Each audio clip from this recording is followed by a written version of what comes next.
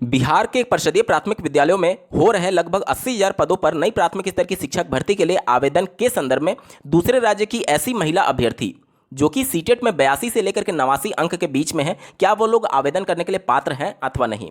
क्योंकि अन्य राज्य की होने की वजह से 90 अंक क्वालिफाई माना जाता है, लेकिन महिला अभ्यर्थियों के संदर्भ में जो क्वालिफाइंग मार्क्स डिसाइड किया गया है बिहार लोक सेवा आयोग के द्वारा, उसके लिए ऑफिशियल नोटिफिकेशन आप देख पा रहे होंगे, जो कि 19 जून 2023 को बीपीएससी के द्वारा जारी करके सूचना दी गई थी कि महिला अभ्यर्थियों के लिए जो क्वालिफाइंग मार्क्स होगा वह 55% यानी कि 82 अंक होगा।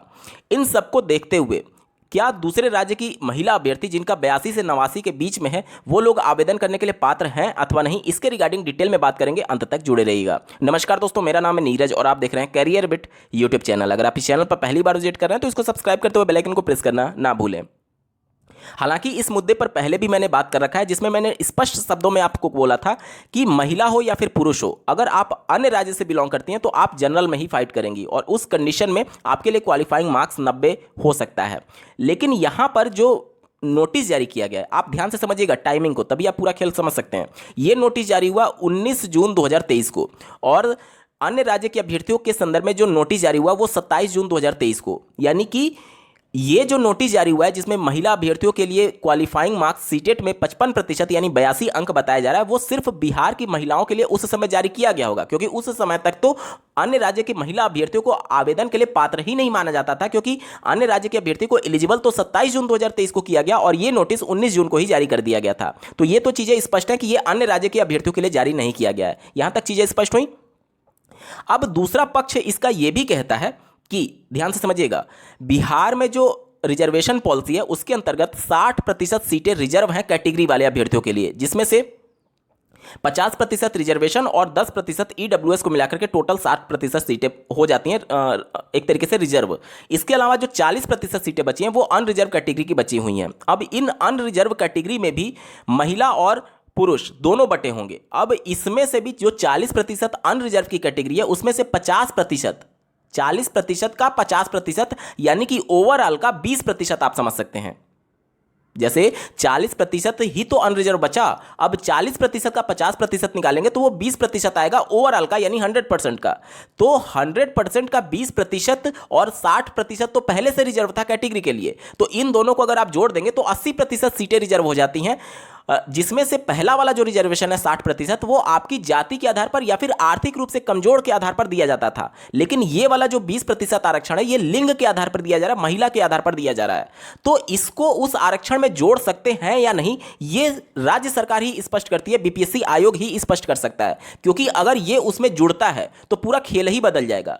आरक्षण का नियम ये कहता है, संविधान में लिखा हुआ है कि 50% से ज्यादा सीटें रिजर्व नहीं की जा सकती पर्टिकुलर किसी कोटे के लिए या फिर सभी कोटे को मिला करके। जो 10% आरक्षण आप ईडब्ल्यूएस का देखते हैं वो जनरल में से ही निकाल करके 10% दिया गया है, तो अभी भी रिजर्वेशन 50% ही है। और अगर ये महिला अभ्यर्थियों का 20% उसमें जोड़ देंगे तो 50 तो वो पहले से रिजर्व है, 10 ईडब्ल्यूएस का और 20% ये मिलाकर के 80% हो जाएगा, जो कि संविधान के खिलाफ हो जाएगा। यानी कि राज्य सरकार जो सीटों को रिजर्व कर रही है महिला के लिए वो आरक्षण के अंतर्गत नहीं कर रही है, बल्कि लिंग के आधार पर कर रही है। और लिंग के आधार पर अगर आप अन्य राज्य की महिला हैं तो राज्य सरकार आपको उसमें कंसीडर करेगी या नहीं, या फिर बाहर कंसीडर करेगी, ये राज्य सरकार का विषय है और राज्य सरकार की इस पर स्पष्टीकरण दे सकती है या फिर बीपीएससी आयोग दे सकता है।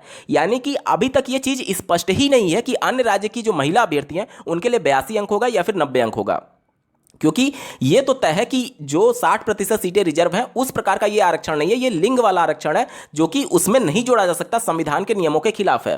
तो अगर केवल लिंग के आधार पर देखा जाए तो अन्य राज्य की अभ्यर्थी वो भी तो महिला है, तो उस हिसाब से अगर आप देखेंगे तो उनके लिए क्वालिफाइंग मार्क्स 82 अंक हो सकता है। लेकिन आप जनरल एक आइडिया देखेंगे तो अन्य राज्य की जो भी कैंडिडेट होते हैं, चाहे महिला हो चाहे पुरुष हो, वो जनरल में काउंट होती हैं, जो कि सीटेट कहता है कि जनरल के लिए क्वालिफाइंग मार्क्स 90 अंक होता है। तो उस हिसाब से आप देखेंगे तो एलिजिबल नहीं हो पाएंगे। लेकिन यही सब चीजें भ्रम की स्थिति बनी हुई है। अगर आप एक महिला कैंडिडेट हैं और बिहार के बाहर की हैं, 82 से 89 के अंक बीच में आपका अंक है, तो आवेदन की अंतिम तिथि से पहले अगर चीजें स्पष्ट हो जाती तब तो ठीक है, एटलीस्ट आप आवेदन किए रहेंगी। ज्यादा से ज्यादा ये होगा कि लास्ट समय में आपका आवेदन कैंसिल हो सकता है, लेकिन अगर उस समय ये बातें निकल करके आई कि 82 पर ही आपका मान्य था, तो निश्चित तौर पर आपको बाद में पछतावा हो सकता है।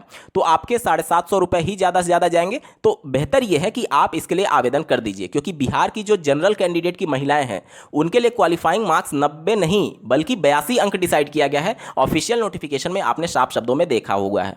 तो इस बात से ये स्पष्ट है कि जो सीटेट का एनसीटी का गाइडलाइन कहता है वो भी राज्य सरकार फॉलो नहीं कर रही है और लिंग के आधार पर अलग अलग क्वालिफाइंग मार्क्स डिसाइड किया गया है। इसके अलावा आप देखेंगे कि जो निःशक्त हैं, जो शारीरिक रूप से अक्षम है, उनके लिए क्वालिफाइंग मार्क्स सीटेट में 50% रखा गया, यानी 75 अंक। और एनसीटी की गाइडलाइन ये कहती है कि 75 अंक पर तो अभ्यर्थी फेल हो जाएगा, वो कैटेगरी में भी पास नहीं हो पाएगा। तो उस हिसाब से ये राज्य सरकार का अपना खुद का नियम है और राज्य सरकार ही ये स्पष्ट कर पाएगी कि जो ये महिला के आधार पर आरक्षण दे रहे हैं उसको वो किस वाले आरक्षण में रखते हैं, संविधान वाले में या फिर संविधान के बाहर वाले में। तो ये राज्य सरकार का ही विषय है और वहीं स्पष्टीकरण दे सकती है। इसके अलावा कोई भी ये चीज़ को स्पष्ट नहीं कर सकता, क्योंकि ये एक पॉलिसी मैटर है जिस पर पूरी तरीके से राज्य सरकार का अधिकार होगा।